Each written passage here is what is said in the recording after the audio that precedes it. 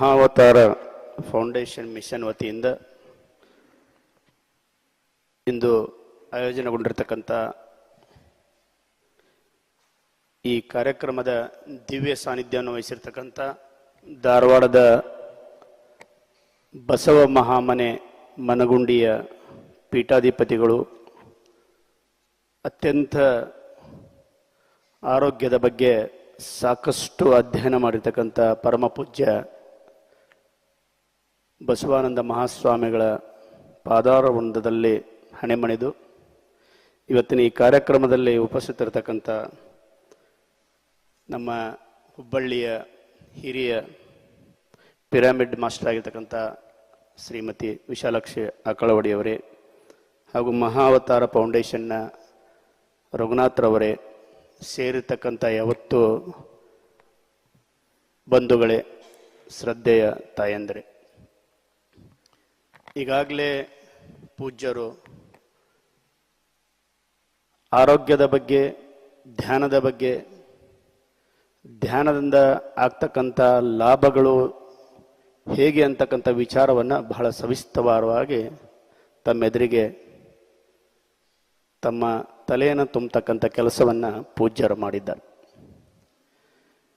ಇವತ್ತು ಧ್ಯಾನ ಇರ್ಬೋದು, ಆಧ್ಯಾತ್ಮ ಇರ್ಬೋದು, ಅಥವಾ ಸಾಮಾಜಿಕ ಕಾರ್ಯಗಳಿರ್ಬೋದು, ಇವತ್ತು ಆರೋಗ್ಯದ ಬಗ್ಗೆ ಕಾಳಜಿ ಮಾಡ್ತಕ್ಕಂಥವರು ವಿಶೇಷವಾಗಿ ವಯಸ್ಸಾದ ನಂತರ ಇವು ನಮ್ಮ ತಲೆಯಲ್ಲಿ ಬರ್ತಾವೆ. ಮೊದಲು ನಾವು ಯಾವುದೂ ವಿಚಾರ ಮಾಡಂಗಿಲ್ಲ. ಶುಗರ್ ಬಂದೈತೆ ಅಂದಗಳೇ ವಾಕಿಂಗ್ ಮಾಡ್ಲಿಕ್ಕೆ ಹೊರಡ್ತೀವಿ. BP ಬಂದೈತೆ ಅಂದಗಳೇ ಕೆಲವೊಂದು ಆರೋಗ್ಯದ ಟಿಪ್ಸ್ಗಳನ್ನು ತೆಗೆದುಕೊಂಡು ಆಹಾರದಲ್ಲಿ ಕೆಲವೊಂದು ಪತ್ತೆ ಮಾಡ್ತಕ್ಕಂಥ ಕೆಲಸವನ್ನು ಮಾಡ್ತೀವಿ. ವಯಸ್ಸಾದ ನಂತರ ಆಧ್ಯಾತ್ಮಿಕ ಜೀವಿಗಳಾಗ್ತೀವಿ. ಅನೇಕ ತೀರ್ಥಯಾತ್ರೆಗಳನ್ನು ಕೈಕೊಳ್ತೇವೆ. ದೇವರು ದಿಂಡ್ರು ಅಂತ ಗುಡಿ ಗುಂಡಾರಗಳನ್ನು ಸುತ್ತತಕ್ಕಂಥ ಕೆಲಸವನ್ನು ಮಾಡ್ತೀವಿ.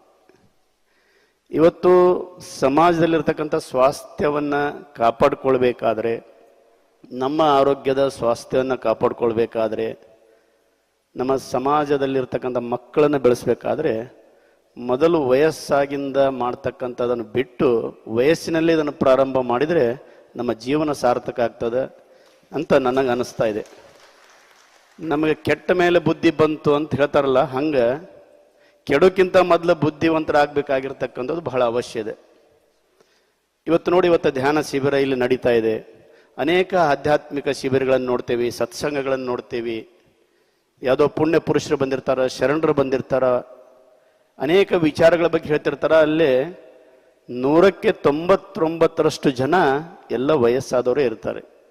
ಉದ್ಯೋಗದಲ್ಲಿ ರಿಟೈರ್ಡ್ ಆದವ್ರು ಇರ್ತಾರೆ, ಮನೆಯಲ್ಲಿ ಸೊಸೆಯಂದ್ರು ಬಂದಿರ್ತಾರೆ, ಮಕ್ಕಳ ಮದುವೆ ಆಗೋಗಿರ್ತೀವಿ, ನಾವು ಇನ್ನು ಖಾಲಿ ಅದೇವಿ, ಏನು ಮಾಡಬೇಕು ಅಂತಕ್ಕಂಥ ವಿಚಾರ ಬಂದಾಗ ಇವೆಲ್ಲವೂ ನೆನಪಾಗ್ತಕ್ಕಂಥದ್ದು ಇವತ್ತು ನಾವು ನೋಡ್ತಾ ಇದ್ದೇವೆ. ಅದಕ್ಕೆ ನಾನು ಹೇಳ್ತಕ್ಕಂಥದ್ದು ಇಷ್ಟೇ, ನಾವು ಇವತ್ತು ನಮ್ಮ ಆರೋಗ್ಯವನ್ನು ಕಾಪಾಡ್ಕೊಳ್ಬೇಕಾದ್ರೆ, ನಮ್ಮ ಮನಸ್ಸನ್ನು ಶುದ್ಧಿ ಮಾಡ್ಕೊಳ್ಬೇಕಾದ್ರೆ, ನಮ್ಮ ಅಂತರಂಗವನ್ನು ಶುದ್ಧಿ ಮಾಡ್ಕೋಬೇಕಾದ್ರೆ, ಬಹಿರಂಗವನ್ನು ಶುದ್ಧಿ ಮಾಡಬೇಕಾದ್ರೆ ಮೊದಲು ನಮ್ಮ ಮಕ್ಕಳನ್ನು ಶುದ್ಧ ಮಾಡ್ತಕ್ಕಂಥ ಕೆಲಸವನ್ನು ನಾವು ಮಾಡಬೇಕು. ಅಂದಾಗೆ ಮುಂದಿನ ಪೀಳಿಗೆ ಇವತ್ತು ಆರೋಗ್ಯವಂತರಾಗಲಿಕ್ಕೆ, ಬದುಕಲಿಕ್ಕೆ ಸಾಧ್ಯ ಆಗ್ತದೆ ಅಂತಕ್ಕಂಥದ್ದು ನಾನು ಹೇಳ್ತಕ್ಕಂಥದ್ದು. ಇವತ್ತು ನಮ್ಮ ಮಕ್ಕಳು ಎಷ್ಟೊಂದು ದುರಾಭ್ಯಾಸಕ್ಕೆ ಒಳಗಾಗಿ ತಮ್ಮ ಆರೋಗ್ಯವನ್ನು ಹಾಳು ಮಾಡಿಕೊಳ್ಳೋದ್ರ ಜೊತೆಗೆ ತಮ್ಮ ಜೀವನವನ್ನು ಹಾಳು ಮಾಡಿಕೊಳ್ತಾ ಇದ್ದಾರೆ. ಅಂಥದನ್ನು ತಡಿತಕ್ಕಂಥ ಕೆಲಸ ಇವತ್ತು ನೀವೆಲ್ಲರೂ ಕೂಡಿ ಮಾಡಿದಾಗ ಮಾತ್ರ ಸಾಧ್ಯ ಆಗ್ತದೆ. ಇವತ್ತು ಮಕ್ಕಳನ್ನು ಸರಿದಾರಿ ತರ್ತಕ್ಕಂಥ ಕೆಲಸ ನಾವು ಮಾಡಬೇಕಾಗ್ಯದ. ನಾವು ನೋಡ್ತಾ ಇದ್ದೇವೆ ಇವತ್ತು ಮೊಬೈಲ್ ಗೀಳಿನಿಂದ, ಆನ್ಲೈನ್ ಗೀಳಿನಿಂದ ಮಕ್ಕಳು ಎಷ್ಟೊಂದು ಹಾಳಾಗ್ತಾ ಇದ್ದಾರೆ. ಇವತ್ತು ಆ ಮಕ್ಕಳನ್ನು ತಡಿತಕ್ಕಂಥದ್ದು, ಅವರ ಆರೋಗ್ಯದ ಬಗ್ಗೆ ನಾವು ಕಾಳಜಿ ವಹಿಸ್ತಕ್ಕಂಥ ಕೆಲಸ ನಾವು ಮಾಡಿದಾಗ ಮಾತ್ರ ಸಾಧ್ಯ ಆಗ್ತದೆ ಅಂತಕ್ಕಂಥ ಮಾತನ್ನು ಈ ಸಂದರ್ಭದಲ್ಲಿ ಹೇಳಿಕೆ ಇಚ್ಛೆ ಪಡ್ತಾ ಇದ್ದೇನೆ. ಇವತ್ತಿಲ್ಲಿ ಪಿರಮಿಡ್ ಹುಬ್ಬಳ್ಳಿಯಲ್ಲಿ ಆಗಿರ್ತಕ್ಕಂಥದ್ದು, ಈ ಪಿರಮಿಡ್ದಲ್ಲಿ ಧ್ಯಾನ ಶಿಬಿರಗಳು, ಸಾಕಷ್ಟು ಶಿಬಿರಗಳು ನಡೀತಾವೆ. ನಮ್ಮಲ್ಲಿ ವಿಶೇಷವಾಗಿ ಪ್ರತಿ ಶನಿವಾರ ನಾವು ಉಚಿತವಾಗಿ ಇಲ್ಲಿ ಧ್ಯಾನ ಶಿಬಿರವನ್ನು ನಮ್ಮ ಶ್ರೀಮತಿ ವಿಶಾಲಾಕ್ಷಿ ಆಕಳವಡಿಯವರು ನಡೆಸಿಕೊಡ್ತಾರೆ. ಪ್ರತಿ ಹುಣ್ಣಿಮೆಗೆ ಇಲ್ಲಿ ಧ್ಯಾನ ಶಿಬಿರ, ವಿಶೇಷ ಧ್ಯಾನ ಶಿಬಿರ ನಡೀತದೆ. ಆ ಸಂದರ್ಭದಲ್ಲಿ ಒಬ್ಬರು ಸ್ವಾಮಿಗಳಿರ್ಬೋದು, ಅಥವಾ ಅನುಭವವನ್ನು ಹೊಂದಿರತಕ್ಕಂಥ ಹಿರಿಯರಿರ್ಬೋದು, ಸಾಹಿತಿಗಳಿರ್ಬೋದು, ಇವತ್ತು ಆರೋಗ್ಯದ ಬಗ್ಗೆ ಅನೇಕ ವಿಶೇಷ ಉಪನ್ಯಾಸಗಳನ್ನು ನೀಡ್ತಕ್ಕಂಥ ಕೆಲಸವನ್ನು ಪ್ರತಿ ಹುಣ್ಣಿಮೆ ದಿನ ಇಲ್ಲಿ ಬಹಳ ವಿಶೇಷ ಕಾರ್ಯಕ್ರಮ ಇರ್ತದೆ. ನಮ್ಮ ಈ ಪಿರಾಮಿಡ್ ಸಾಲಂಗಿಲ್ಲ, ಅಷ್ಟು ತುಂಬಿ ತುಳುಕ್ತಾ ಇರ್ತದೆ. ಅಷ್ಟು ಜನ ಇಲ್ಲಿ ಬಂದು ಪ್ರತಿ ಹುಣ್ಣಿಮೆಗೆ ಧ್ಯಾನ ಶಿಬಿರದಲ್ಲಿ ಭಾಗವಹಿಸ್ತಕ್ಕಂಥದ್ದು ನೋಡಿದಾಗ ಇವತ್ತಿನ ಜನರಿಗೆ ಧ್ಯಾನದ ಅವಶ್ಯಕತೆ ಇದೆ ಅಂತಕ್ಕಂಥ ಮಾತು ಬಹಳ ಎದ್ದು ಕಾಣ್ತದೆ ಅಂದ್ರೆ ತಪ್ಪಾಗಲಿಕ್ಕಿಲ್ಲ. ಬಂಧುಗಳೇ, ಇವತ್ತು ಪಿರಾಮಿಡ್ ಇವತ್ತು ಹುಬ್ಬಳ್ಳಿಯಲ್ಲಿ ತಲೆ ಎತ್ತಿ ನಿಂತಿದೆ. ಇದು ಸರ್ಕಾರಿ ಜಾಗ. ಇವತ್ತು ಹುಬ್ಬಳ್ಳಿ ಧಾರವಾಡ ನಗರಾಭಿವೃದ್ಧಿ ಪ್ರಾಧಿಕಾರದವರು ಇದನ್ನು ಕಟ್ಟಿಕೊಡ್ತಕ್ಕಂಥ ಕೆಲಸ ಮಾಡಿದರು. ಇದನ್ನು ಕಟ್ಟಿಕೊಡ್ತಕ್ಕಂಥ ಕೆಲಸ ಮಾಡಿಸ್ಲಿಕ್ಕೆ ಪ್ರಯತ್ನ ಪಟ್ಟಂಥವ್ರು ನಮ್ಮ ಹಿಂದಿನ ಮಾಜಿ ಮುಖ್ಯಮಂತ್ರಿಗಳಾಗಿರ್ತಕ್ಕಂಥ ಶ್ರೀ ಜಗದೀಶ್ ಶೆಟ್ಟರ್ ಅವರು. ಹಿಂದೆ ಬೆಂಗಳೂರಿನ ಕನಕಪುರ ರಸ್ತೆಯಲ್ಲಿರ್ತಕ್ಕಂಥ ಪಿರಾಮಿಡ್ ವ್ಯಾಲಿಗೆ ಒಂದು ಕಾರ್ಯಕ್ರಮದಲ್ಲಿ ಅವರು ಮುಖ್ಯಮಂತ್ರಿಯಾಗಿ ಇದ್ದಾಗ ಅಲ್ಲಿ ಹೋದಾಗ ಅವ್ರಿಗೆ ಅನ್ನಿಸ್ತು ಹುಬ್ಬಳ್ಳಿಯಲ್ಲಿ ಯಾಕೆ ಈ ಪಿರಾಮಿಡ್ ಮಾಡಬಾರ್ದು ಅಂತಕ್ಕಂಥ ವಿಚಾರ ಬಂತು ಅವ್ರ ತಲೆಯಲ್ಲಿ. ಪೂಜ್ಯ ಬ್ರಹ್ಮಶ್ರೀ ಪತ್ರಿಜಿಯವರ ಜೊತೆ ಮಾತನಾಡಿ ನಾವು ಹುಬ್ಬಳ್ಳಿ ಈ ಥರ ಒಂದು ಪಿರಾಮಿಡ್ ಕಟ್ಟೋಣ ಅಂತಕ್ಕಂಥ ಮಾತನ್ನು ಹೇಳಿದಾಗ ಅವರು ಇಲ್ಲ ಮಾಡಿ ಬಹಳ ಒಳ್ಳೆಯದಾಗ್ತಕ್ಕಂಥ ಮಾತನ್ನು ಹೇಳಿದರು. ಈ ಸರ್ಕಾರಿ ಜಾಗೆಯನ್ನು ಸನ್ಮಾನ್ಯ ಜಗದೀಶ್ ಶೆಟ್ಟರ್ ಅವರು ಗುರುತಿಸಿ ಸರ್ಕಾರದಿಂದ ವಿಶೇಷ ಅನುದಾನವನ್ನು ಕೊಟ್ಟು ಪೂಜ್ಯ ಬ್ರಹ್ಮಶ್ರೀ ಪತ್ರಿಜಿಯವರ ಒಂದು ಮಾರ್ಗದರ್ಶನದಲ್ಲಿ ಒಂದು ಟೆಕ್ನಿಕಲ್ ತಂಡವನ್ನು ಇಲ್ಲಿ ಕರೆಸಿ ಇದನ್ನು ಸರ್ವೆ ಮಾಡಿ ಇವತ್ತು 2 ಕೋಟಿಗಿಂತ ಹೆಚ್ಚು ಹಣವನ್ನು ಖರ್ಚು ಮಾಡಿ ಇವತ್ತು ಈ ದೊಡ್ಡ ಜಾಗದಲ್ಲಿ ನಮಗೆ ಪಿರಾಮಿಡ್ ಕಟ್ಟಿಕೊಡ್ತಕ್ಕಂಥ ಕೆಲಸ ಸನ್ಮಾನ್ಯ ಜಗದೀಶ್ ಶೆಟ್ಟರ್ ಮಾಡಿಕೊಟ್ರು. ಅವರಿಗೆ ಎಷ್ಟು ಧನ್ಯವಾದಗಳು ಹೇಳಿದರು ಕಡಿಮೆನೆ. ಯಾಕಂದರೆ ಈ ಉತ್ತರ ಕರ್ನಾಟಕದಲ್ಲಿ ಇವತ್ತು ಧ್ಯಾನ ಮಂದಿರ ಇರಲಿಲ್ಲ. ಇವತ್ತು ಆ ಧ್ಯಾನ ಮಂದಿರ ಕೊಟ್ಟು ಇವತ್ತು ಬಹಳಷ್ಟು ಜನ ಇದನ್ನು ಮಾಡ್ತಾ ಇದ್ದಾರೆ. ವಿಶೇಷವಾಗಿ ನಾವು ಸರ್ಕಾರಿ ಸ್ವಾಮ್ಯದ ಅನೇಕ ಮಂದಿರಗಳನ್ನು ನೋಡ್ತಾ ಇದ್ದೇವೆ, ಸಭಾಭವನಗಳನ್ನು ನೋಡ್ತಾ ಇದ್ದೇವೆ, ಅನೇಕ ಕನ್ವೆನ್ಷನ್ ಹಾಲ್ಗಳನ್ನು ನೋಡ್ತಾ ಇದ್ದೀವಿ, ಸಾಂಸ್ಕೃತಿಕ ಭವನಗಳನ್ನು ನೋಡ್ತಾ ಇದ್ದೇವೆ, ಕಲಾಭವನಗಳನ್ನು ನೋಡ್ತೇವೆ. ಆದರೆ ಯಾವುದೂ ಮೇಂಟೆನೆನ್ಸ್ ಇಲ್ಲದೆ ಇರತಕ್ಕಂಥದ್ದು, ಸ್ವಲ್ಪ ದಿನ ಕಟ್ಟಿಸಿ 1-2 ವರ್ಷದಲ್ಲಿ ಹಾಳಾಗಿ ಹೋಗಿರ್ತಕ್ಕಂಥದ್ದು ನಾವು ನೋಡ್ತಾ ಇದ್ದೇವೆ.